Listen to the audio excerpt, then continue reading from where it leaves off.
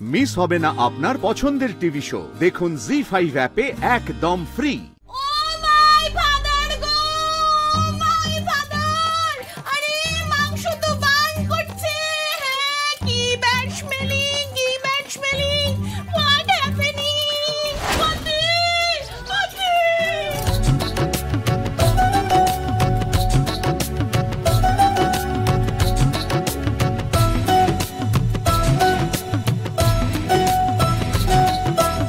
আগে এমন হলে বাড়ির বড় গিন্নি অন্তত রান্নাঘরে ছুটে যেত। ইদানিং সবকিছুই পাল্টে যাচ্ছে।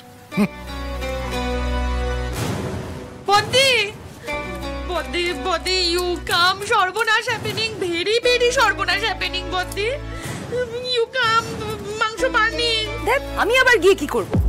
লাবু আছে, পারমিতা আছে, ওরা তো দেখছে। আর মাংসটা যে তলায় ধরেছে সেটা তো গন্ধ শুকেই বোঝা যাচ্ছে।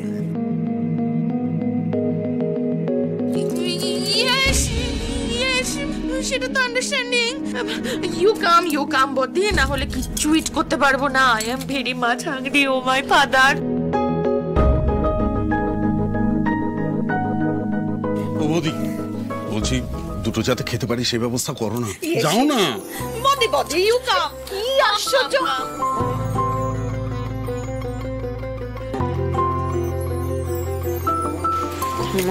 মাসে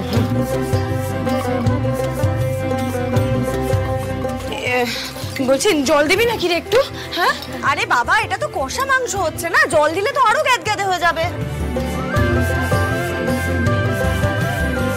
এই বলছি পোড়া পোড়া গন্ধটা তো কেমন ছেঁচড়া পোড়ার মতো গন্ধ বেরোচ্ছে রে। এখন কি হবে দিদি? সবাই কি খাবে? আমি তোকে আগেই বলেছিলাম লাবু, আমি কষা মাংসটা পারি না, ওটা মা ভালো পারে। বদি হিয়ার,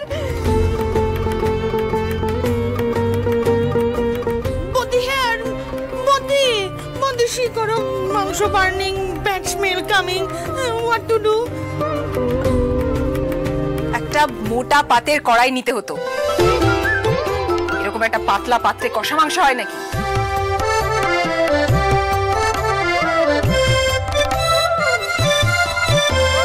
সমস্ত মাংসটা একটা অন্য কড়াইতে ঢালতে হবে, আর এই পাত্রটাকে বাদ দিতে হবে। তারপর নতুন করে তেল মশলা দিয়ে আবার করে কষতে হবে। বলে দে লাবু। হ্যাঁ আমি আমি আমি আমি চেক করি।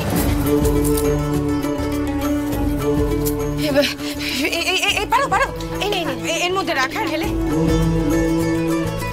কি হলো? কি হলো?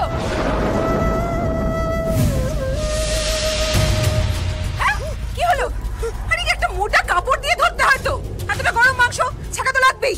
ইস, কতটা পুড়ে গেছে।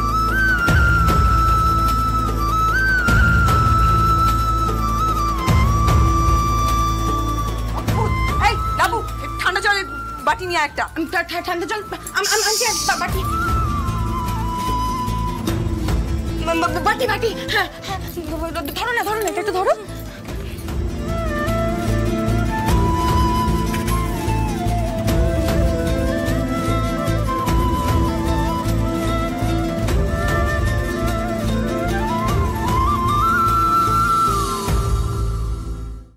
জি5 ডাউনলোড করুন আর সব এপিসোড দেখুন একদম ফ্রি।